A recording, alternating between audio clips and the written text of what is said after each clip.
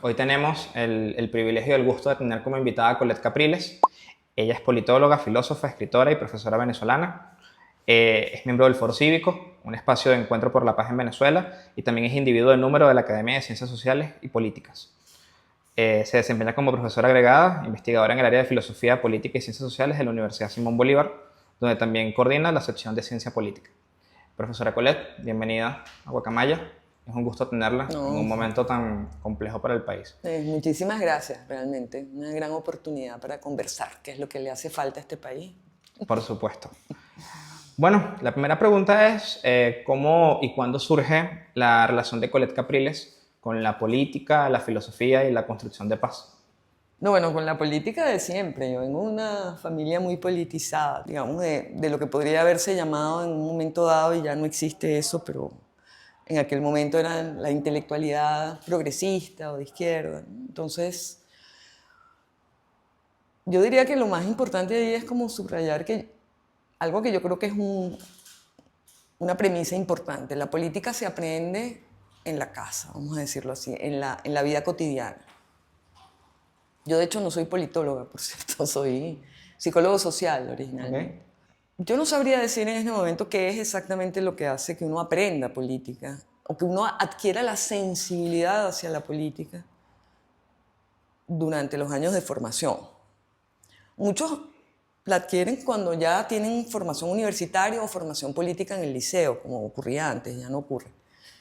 Pero la mayoría de las personas que se interesan por la política tienen cerca en su familia narrativas políticas a disposición, vamos a decirlo así. Una visión un poquito más sofisticada, ¿no? que otros. Y yo creo que eso es lo esencial para entender la política, porque en definitiva la política es una actividad humana, fundamentalmente.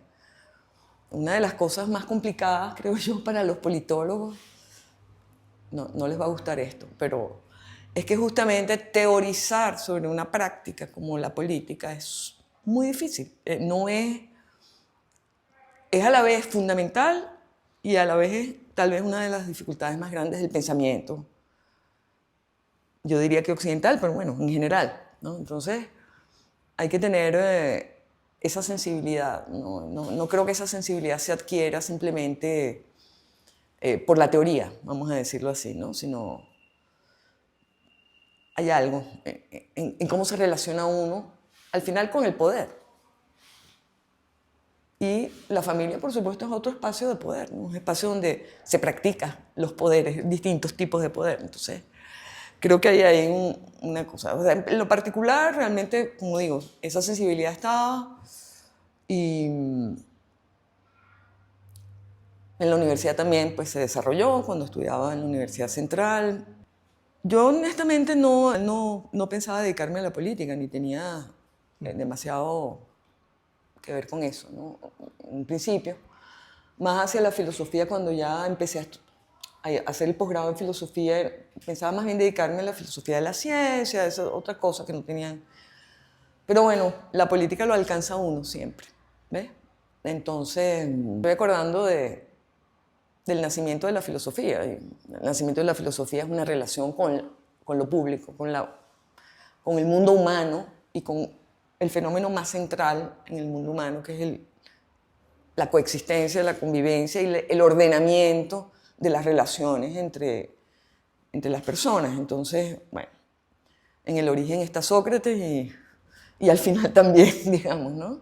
Hay un arco allí de pensamiento que se fundamenta en la reflexión sobre lo que los humanos podemos hacer juntos, esencialmente. Y eso suena muy raro, porque pareciera que el pensamiento puede existir por sí solo, y eso no es verdad. Ni Platón, que pudo construir un sistema que es el fundamento prácticamente de nuestra filosofía en Occidente, pudo separarse de las contingencias de su vida y del papel que tiene exactamente ese, la reflexión sobre el por qué y cómo podemos estar juntos los humanos, ¿no? Ahora, para entrar un poco más en profundidad, ya que nos dio una buena descripción de su perfil y de su forma de ver, hay una palabra que genera mucho ruido en el debate público, algunas personas, que es la palabra polarización. Mm. ¿Se puede hablar de polarización en Venezuela en el 2025?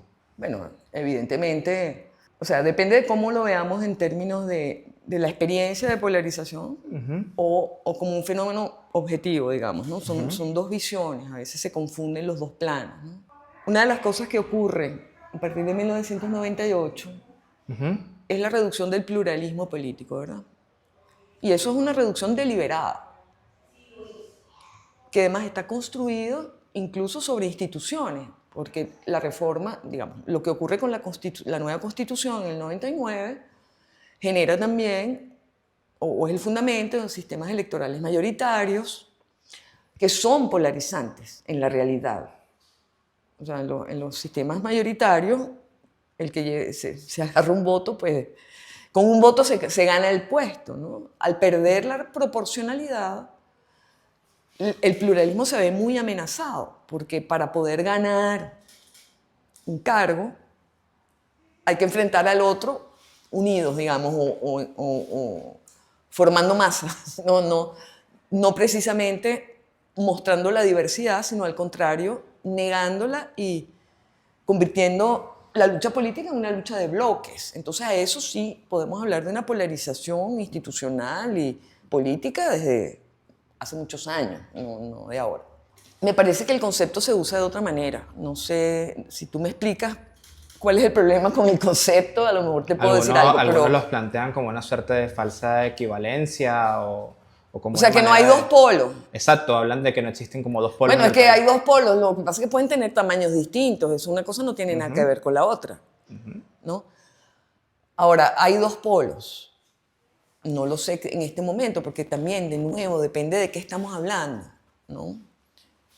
O sea, que en Venezuela hay una mayoría de venezolanos que quisiera ver un cambio político, yo creo que eso no está en duda, pero también hay una minoría que aparentemente, por lo que se puede ver de lo ocurrido el año pasado en la elección presidencial,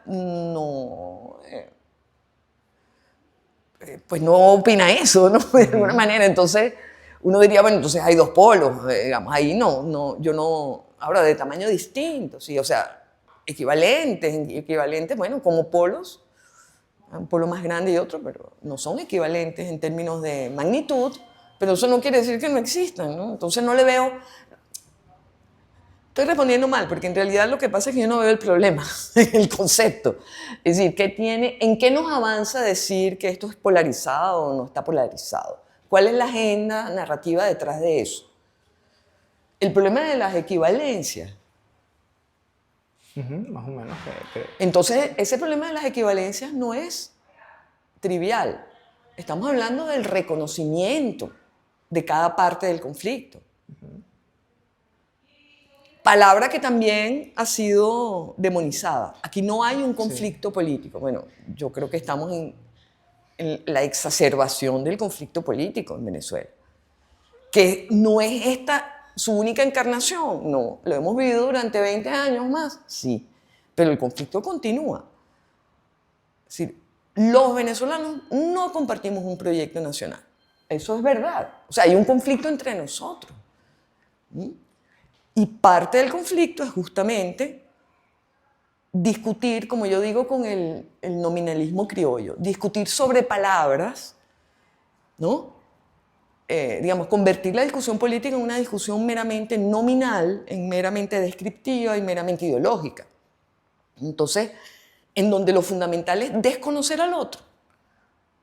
Una dinámica de desconocimiento del otro que viene, sí, efectivamente, fue inaugurada por Hugo Chávez. Eso no podemos de ninguna manera escamotearlo.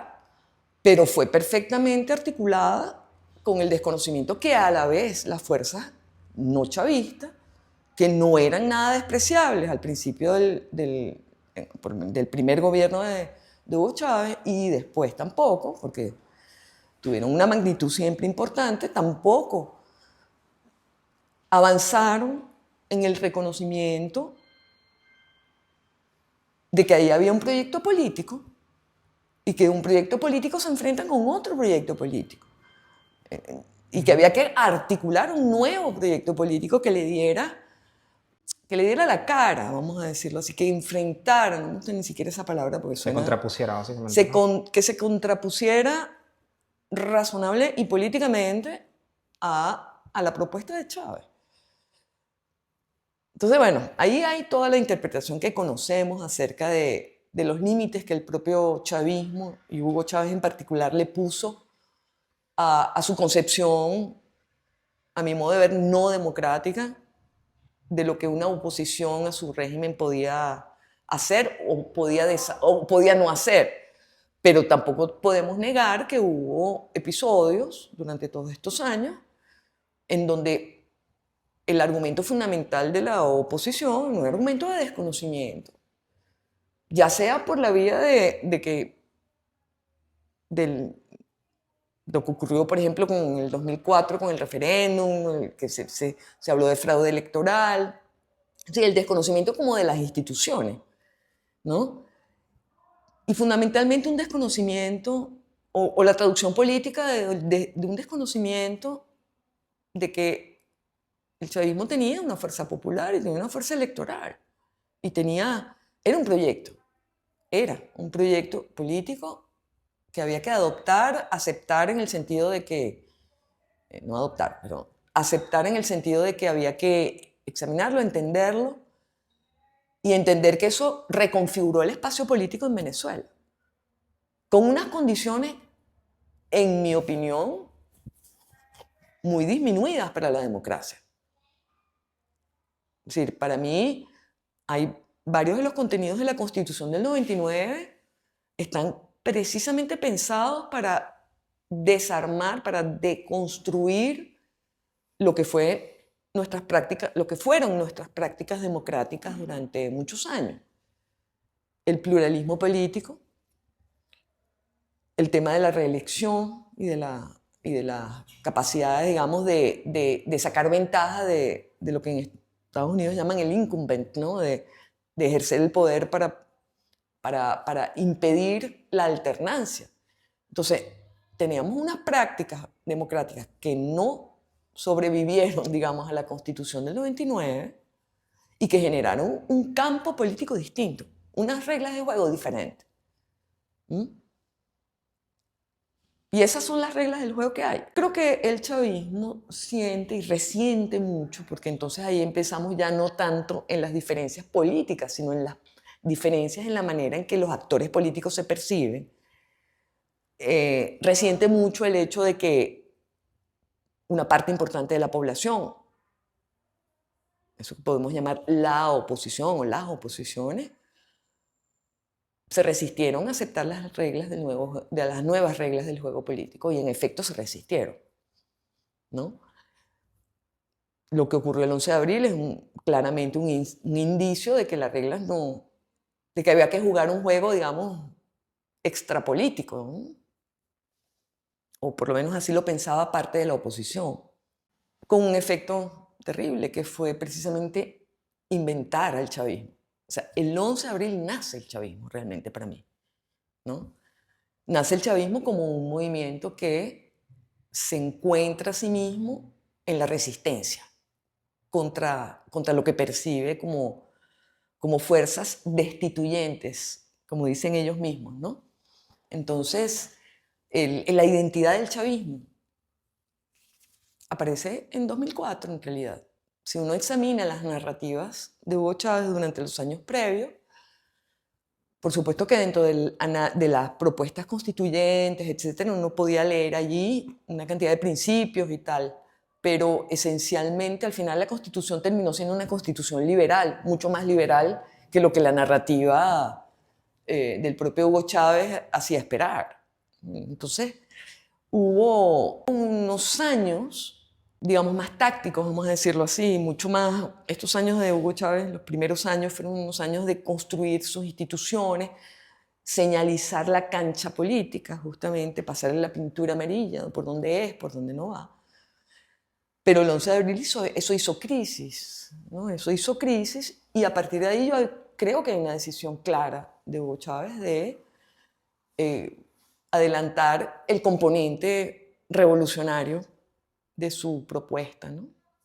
Es decir, reducir sus márgenes de tolerancia para la negociación, el acuerdo y los consensos, digamos.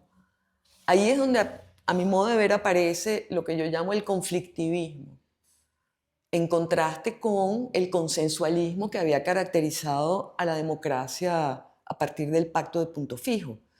Nosotros tuvimos esta extrañísima experiencia para el momento en que se dio, que fue la construcción de una democracia pactada, ¿no? Ahí el criterio fundamental es que en ese pacto participaban todos aquellos agentes o sujetos políticos que podían ser eventualmente una amenaza para el propio sistema, excepto, por supuesto, lo que va a ser después la insurrección armada, que proviene más bien de hechos exógenos, que básicamente es la Revolución Cubana, ¿no? Y de algunos, bueno, ya sabemos, pues el impacto que tuvo la Revolución Cubana en toda América Latina fue muy importante, y la postura oficial del gobierno de Rómulo Betancourt fue pues la doctrina de Betancourt, justamente, ¿no? Que es defender los regímenes democráticos y presionar al régimen cubano para que hiciera elecciones, etcétera, cosa que no ocurrió, y por lo tanto implicó una ruptura. Y Venezuela le propone a la OEA excluir a Cuba, etcétera, ¿no? Y eso generó una ruptura dentro de AD, de Acción Democrática, que terminó alimentando efectivamente la idea revolucionaria, que no había dejado de estar, porque durante la resistencia a Pérez Jiménez era muy fácil construir también esa resistencia como la antesala de la revolución socialista o bolchevique o de cualquier naturaleza. Entonces, ese consensualismo, esa idea de que pudimos construir una democracia gracias a los consensos, no solamente al consenso inicial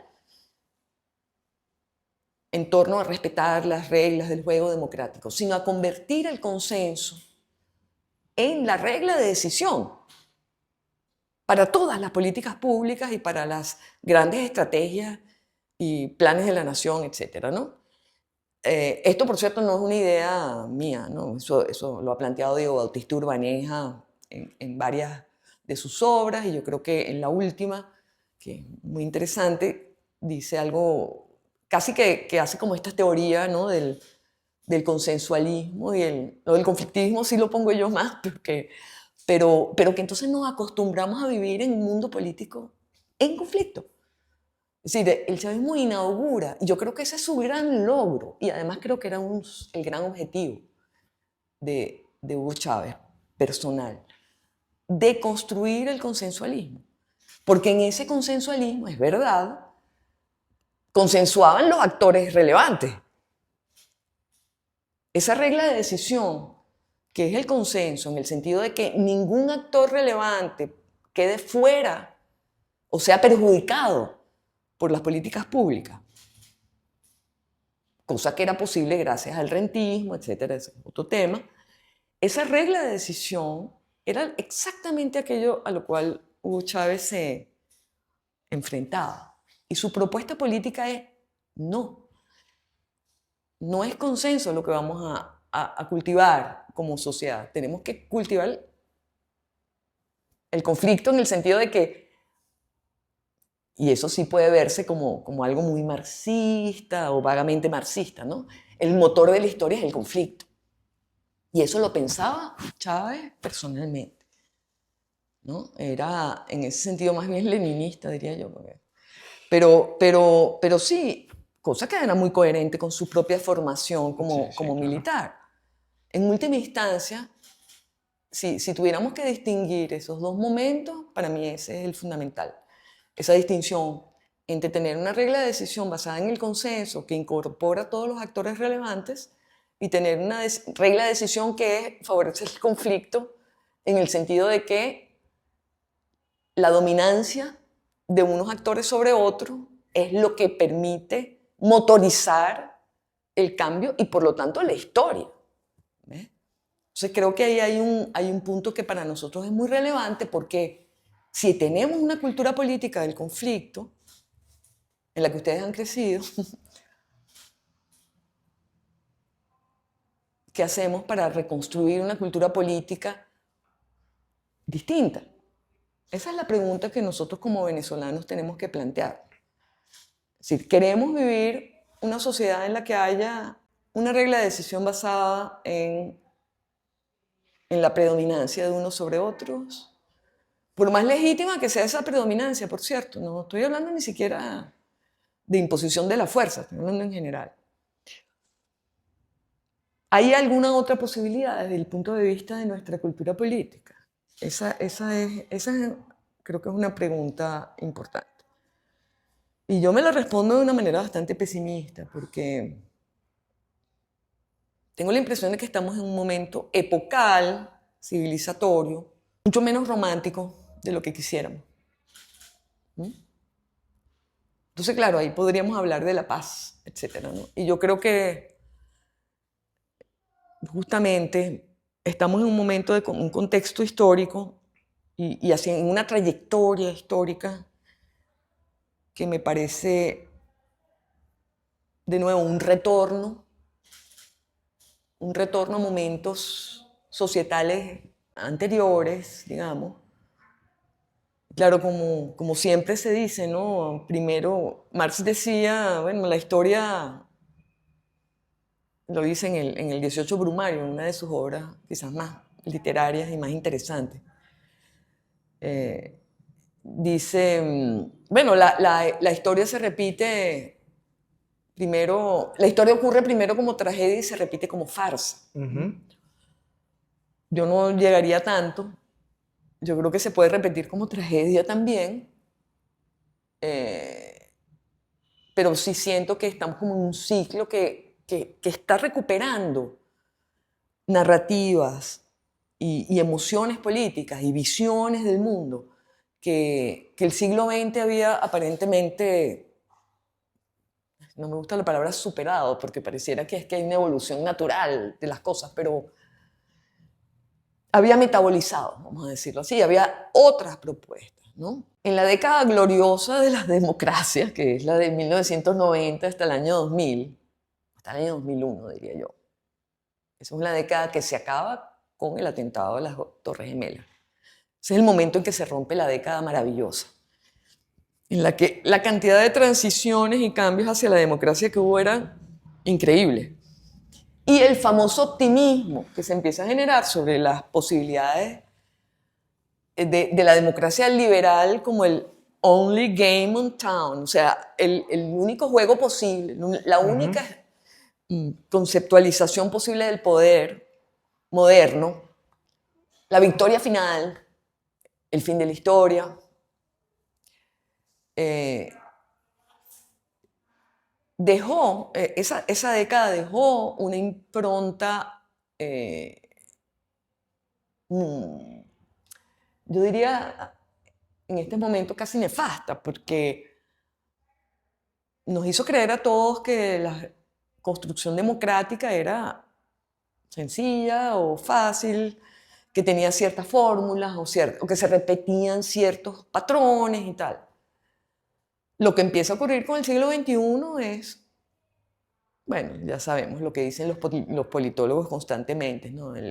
La desdemocratización y algo quizás más notable, como lo dicen también los politólogos, que es el aprendizaje de las nuevas autocracias. Es decir, hay una repetición, sí, de las formas autocráticas de gobierno, pero no es que se repitan como farsas, yo creo que se repiten como nueva tragedia, porque hay un aprendizaje absolutamente novedoso. Un aprendizaje que la misma democracia liberal parece que no había llevado adelante, o no entendió, o no está entendiendo, ¿no? Entonces, estamos frente a una situación muy hostil para la democracia, en general, por lo menos las democracias liberales, ¿no? Que responde también, y por eso te digo que esa década dorada de las transiciones democráticas fue nefasta porque porque tal vez impidió que se reexaminara, sobre todo en América Latina, las formas en que las democracias liberales latinoamericanas y también algunas europeas y en otras, también en otras latitudes, en África, sin duda, cómo podían irse transformando, cómo necesitaban transformarse, en qué dirección debían evolucionar, desarrollarse, qué estaba faltando, ¿no? ¿Qué crecimiento, en qué dirección podían crecer? Vamos a decirlo así.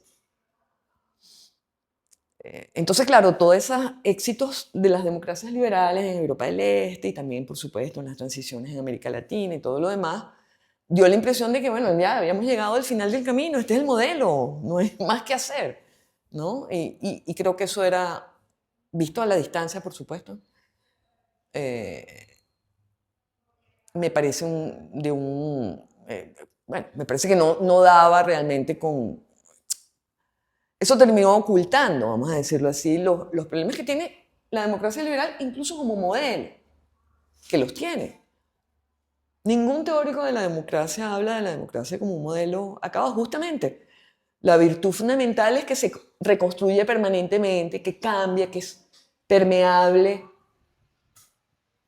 De alguna manera es un sistema político que se permea, que incorpora los cambios culturales, etc. Entonces, esa promesa casi, pues, tan optimista de que el final del siglo XX fue testigo de la gran victoria de las democracias liberales y, por supuesto, también de las economías liberales, obviamente, ¿no? O de la recalibración del papel de los gobiernos en las economías, le podemos poner, vamos a matizarlo, pero ese gran momento final, esa gran despedida del siglo XX, bueno, nos llevó a tener que saludar un siglo XXI rupturista, vamos a decirlo así, con una fundamental ruptura de las prácticas y de las condiciones políticas de los últimos 50 años del siglo XX. Entonces, ¿cómo nos entendemos nosotros? Los venezolanos tenemos que empezar a volver a entendernos. Es decir, ¿cómo hacemos para comprendernos a nosotros mismos? Ese es mi asunto. Yo no creo que haya opción para Venezuela si no hay una reflexión profunda también, que la estamos viendo. Lo que pasa es que está viniendo por vías torcidas, pero hay como toda esta idea de recuperar de alguna manera ideologías del siglo pasado, no democráticas, por cierto, anteriores, ¿no? Como hablábamos, ¿no? Una especie de neopositivismo, una cierta visión neoevolucionista de la sociedad, una cierta recuperación de ese concepto de pueblo gomecista también, que por cierto lo tiene el gobierno. O sea, el madurismo es gomecista, en un cierto sentido, básicamente, ¿no? Entonces esa duda, claro, siendo la categoría pueblo tan importante en la narrativa del chavismo, vuelve a ser necesario recomponer ese concepto. Pueblo en el sentido político, ¿no? De la palabra, no en el sentido social únicamente. Somos pueblo, pues somos, ¿qué es lo popular en el sentido de la soberanía popular o de las atribuciones del pueblo o de las capacidades del pueblo para participar o decidir, construirse como agente, digamos, político? Bueno, todo eso vuelve a estar en cuestión. Es decir, ¿dónde quedó nuestra cultura política democrática? Quiero decir, ¿no? Entonces tenemos que hacer algo nuevo. Pareciera que hay que salir un poco incluso de la idea muy restauracionista que yo siento que domina mucho a la oposición política, ¿no? Y a muchos ciudadanos también. La idea es que esto fue un paréntesis y vamos a restaurar nuestra democracia. Mucha de esa gente no solamente votó por Chávez en principio, ¿no?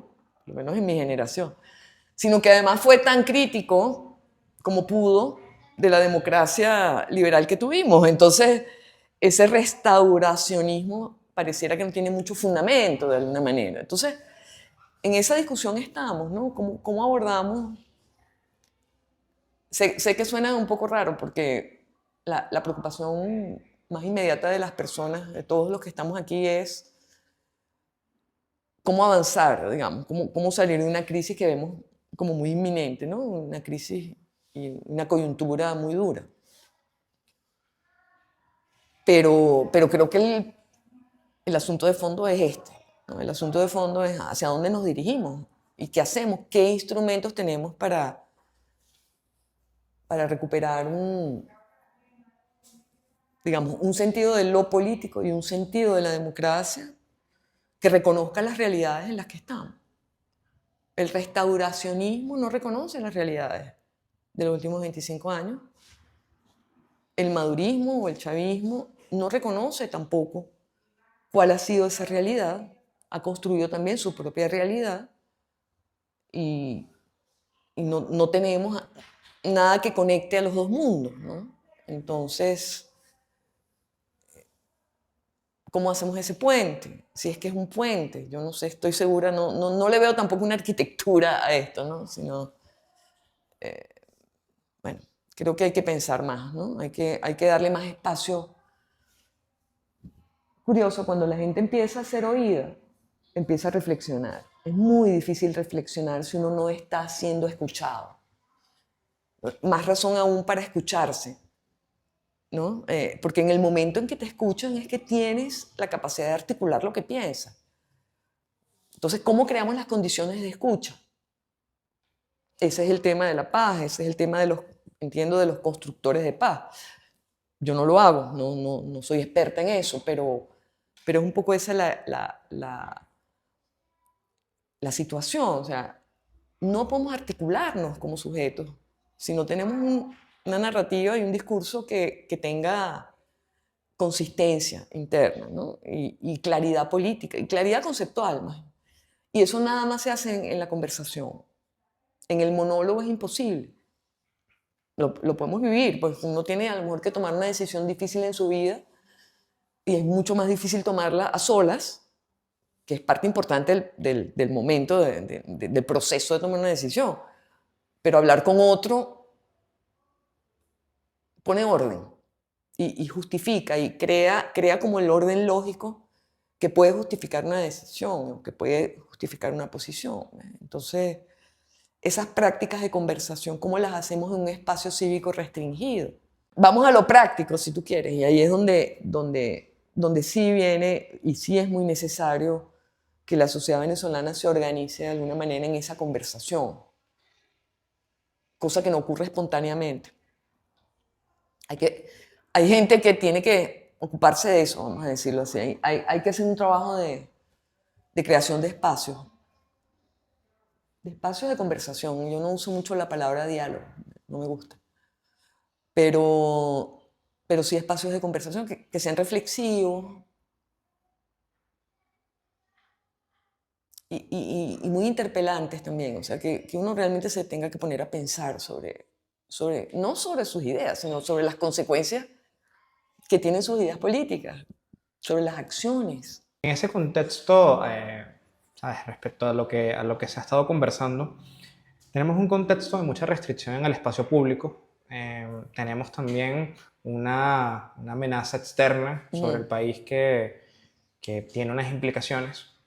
Y también, en medio de todo eso, ¿cómo se puede hablar de conversación cuando las posiciones se están radicalizando tanto? Y también hay una discusión para incluso retirar la nacionalidad a políticos Sí. venezolanos, como pasó en Nicaragua, por ejemplo. Entonces, las posiciones se radicalizan, el gobierno no muestra síntomas de apertura y hay un sector político que está apoyando abiertamente esa amenaza militar externa. ¿Cómo hablar de conversación en ese contexto? Sí, bueno, yo no me refería a la coyuntura en el sentido, yo me estoy refiriendo como a una agenda que hay que tener. O sea, una agenda sin la cual ni esta coyuntura ni las que vengan van a poder resolverse de una manera constructiva, ¿no? Es decir, estoy hablando de principios generales, ¿no? De focos que yo creo que hay que tener. La coyuntura es una cosa digamos, en una situación en la que hay que tratar de escapar de las caracterizaciones inmediatas y tratar de ver cómo se inserta esto que tú has descrito como coyuntura en los contextos apropiados, que son varios. Lo ocurrido el 28 de julio del año pasado, para mí es una ruptura absoluta del espacio político y de las reglas políticas. O sea, hay el gobierno de Maduro rompió sus propias reglas, porque si hay algo en lo que el chavismo había insistido, era precisamente en el reconocimiento de la voluntad popular, de la soberanía popular, y además había ganado muchas elecciones. Eso no es verdad, no deja de ser verdad. O sea, esa confianza en que la voluntad popular era el último lugar legitimador, o el principal, el último no en orden de importancia, sino en el más profundo. Esa valorización de la soberanía popular era fundamental en la narrativa de Chávez. O sea, era algo absolutamente crucial. Era la médula espinal de toda narrativa y de toda concepción de la política. El 28 de julio el chavismo rompe con sus principios. Ese es el problema. Rompe con sus propios principios de legitimación. Y entra en una crisis de legitimación. Sencillamente. Una crisis deliberada. Es decir, entra deliberadamente en una crisis de legitimidad. Toma una decisión política. Y toma una decisión política así muy smithianamente, ¿no? Yo soy el soberano, pues, y yo voy a tomar la decisión política. Eso trae consecuencias, porque eso implica también, cuando se rompe con ese principio fundacional, fundamental de la legitimación popular, eso nos indica que estamos en otro universo. Pasamos a otra galaxia, sencillamente. Es una galaxia en la que puede ocurrir cualquier cosa. Yo no sé si el gobierno de Maduro evaluó bien las consecuencias de eso. Yo tengo la impresión de que hasta un momento muy cercano a la elección del 28 de julio, la convicción, digamos, dentro del gobierno era que esa elección se podía ganar, ¿no? 2 o 3 días antes de la elección empiezan a tomar ciertas decisiones que hacen sospechar que se estaban preparando para lo que realmente ocurrió. Una mayoría que no era la que ellos esperaban, vamos a decirlo así, ¿no? Y ahí aparecen, por cierto, esta cantidad de irregularidades en las que se forman los centros electorales con muchos días de anticipación, se empieza a tratar de tomar control de los centros, porque evidentemente el sistema electoral era como era, automatizado, y por lo tanto los datos de la elección iban a ser públicos, inevitablemente. Entonces eso se trató de controlar, no se logró, pero evidentemente la decisión que se tomó el día de la elección es como dije, una decisión rupturista con el propio chavismo, que tuvo consecuencias dentro del propio chavismo, por cierto, muy fuertes. Pero, ¿en qué nos deja eso? ¿En qué universo? ¿Cómo es este nuevo universo político? Yo no tengo respuesta para eso. Yo no sé qué está pensando. Es decir, lo único que uno puede ver a partir de todas las cosas que dice el gobierno últimamente es algo así como, bueno, es que llegamos a un momento, llegamos a la galaxia revolucionaria justamente otra vez, digamos. Como que nosotros nos habíamos ido hacia un reformismo que toleraba ciertos espacios cívicos, pero bueno, llegó el momento de la ruptura otra vez, la revolución dentro de la revolución, ¿no? Esa es la impresión que a mí me da. Eso tiene nombre y apellido, el Estado comunal, digamos, empieza a ver esta narrativa otra vez de momento revolucionario, de momento rupturista, ¿no? En donde, bueno, que estamos cambiando el Estado, sencillamente. Y es más, íbamos a hacer una constituyente nueva o íbamos a hacer una reforma constitucional. Ya estamos en el plano de la pura política y de la reconstrucción del espacio político a partir de una ruptura dentro de la revolución, ¿no? De una revolución dentro de la revolución. No está dicho con esos términos. Una de las peores consecuencias para el chavismo no vino tanto de la oposición, sino de la oposición venezolana, quiero decir, o de los ciudadanos, que ya vimos cómo fueron tratados, ¿no? O sea, esto también fue una decisión política. Ahogar y reprimir abiertamente. Y más en sectores populares, además, ¿no? Es decir, que la ruptura con el pueblo fue completa, ¿no? Fue total. Se desconoce la soberanía popular y se desconoce los derechos políticos, básicamente, ¿no? O sea, que ahí pasa una cosa muy grave.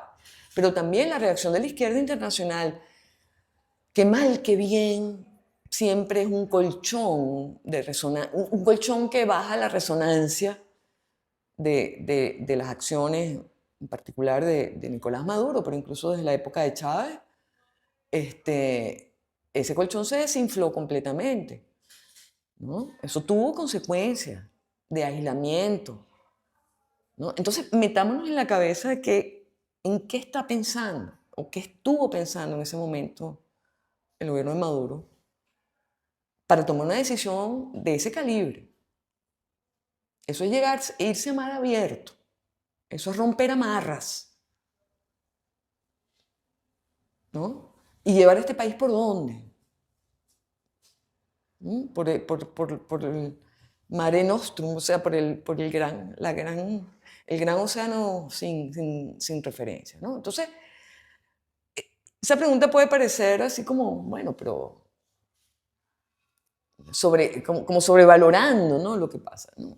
Muchas sabemos cuáles son las objeciones. No, sí, estos tipos lo que son criminales y entonces lo que quieren es conservar el poder y tal. Yo creo que es más complicado que eso.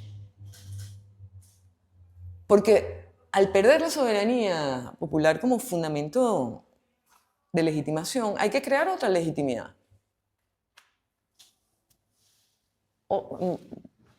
Y ese es el proceso en el que el gobierno está en este momento. ¿Cómo creas una nueva legitimidad?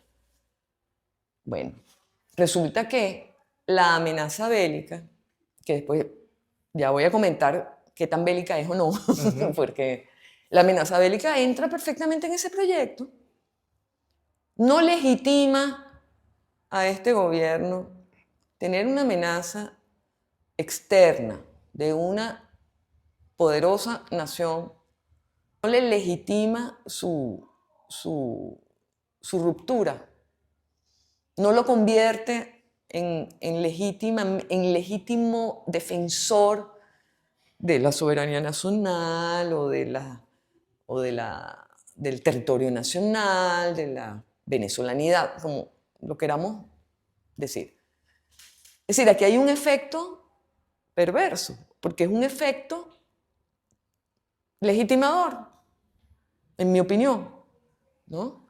Le está dando oxígeno a Maduro, en mi opinión, ¿no? Al mismo tiempo, eso por una parte, volvamos a ver lo de la amenaza bélica, cómo funciona. Y yo creo que aquí de nuevo tenemos que volver a los contextos. O sea, este primer contexto que acabo de decir es el contexto interno, vamos a decirlo así, del chavismo. Por supuesto que dentro de ese contexto interno no todo es como yo lo estoy narrando, yo estoy simplemente haciendo una abstracción.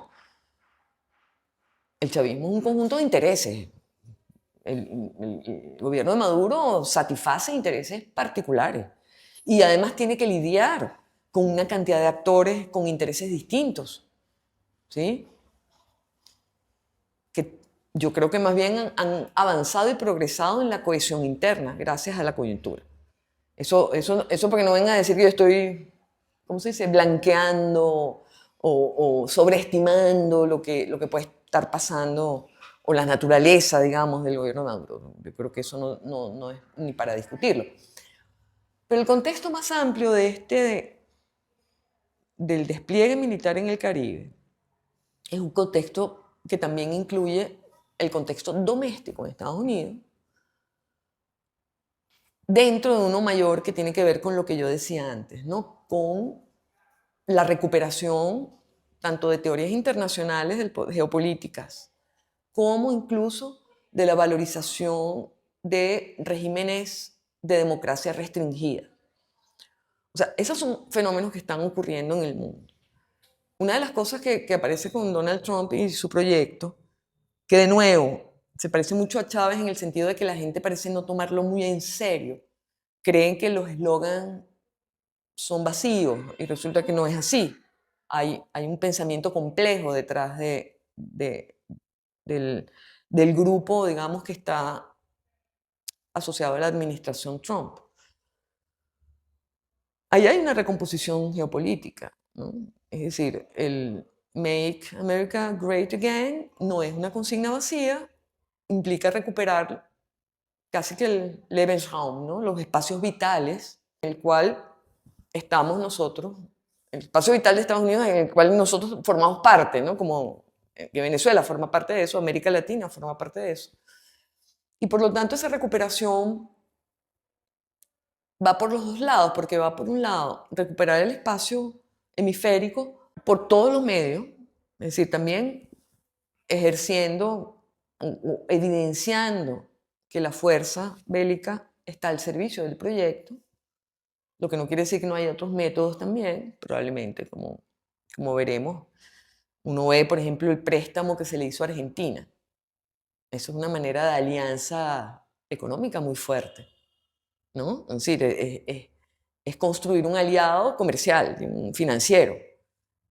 Lo mismo puede pasar en Bolivia, lo que está ocurriendo también en cooperación militar con Ecuador, con Trinidad, ahora con Jamaica, con el tema del huracán, sin duda también con las Antillas holandesas, en fin, hay un mensaje extremadamente claro de recuperar la influencia, y yo diría, más que influencia, es la dominancia, sería la palabra, para no, porque tampoco está concebido como,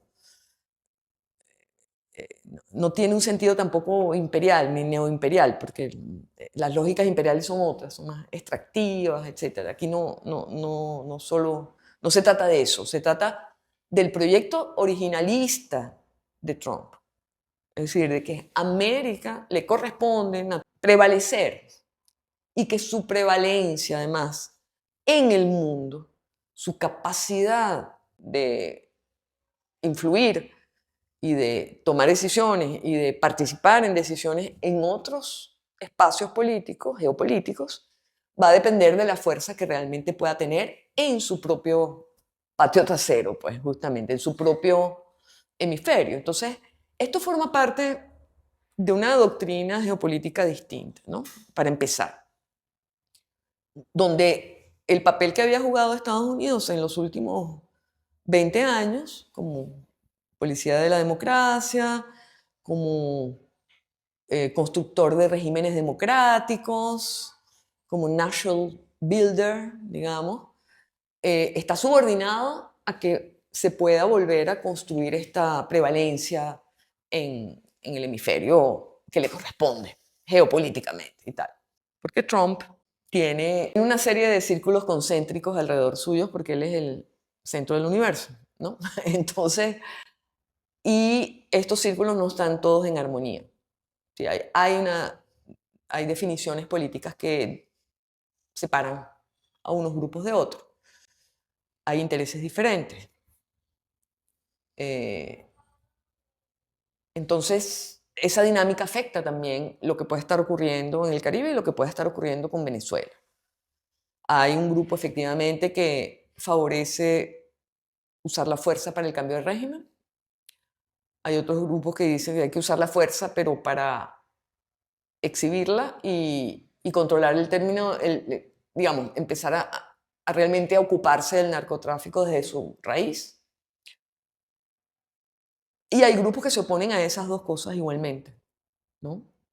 Hay grupos que piensan que invertir recursos bélicos en particular con Venezuela, sea para cambio de régimen o sea para cualquier otra cosa, no es la estrategia correcta, no va a resolver el problema o va a involucrar a Estados Unidos en una guerra sin fin, una otra guerra sin fin, que es exactamente aquello que Trump había prometido que no volvería a ocurrir bajo su mandato.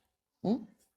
Entonces, estamos en una situación en la que las decisiones sobre Venezuela se están jugando en la opinión pública, en los cenáculos de los think tanks, en algunos de los departamentos de gobierno de Estados Unidos, pero no necesariamente en un único lugar.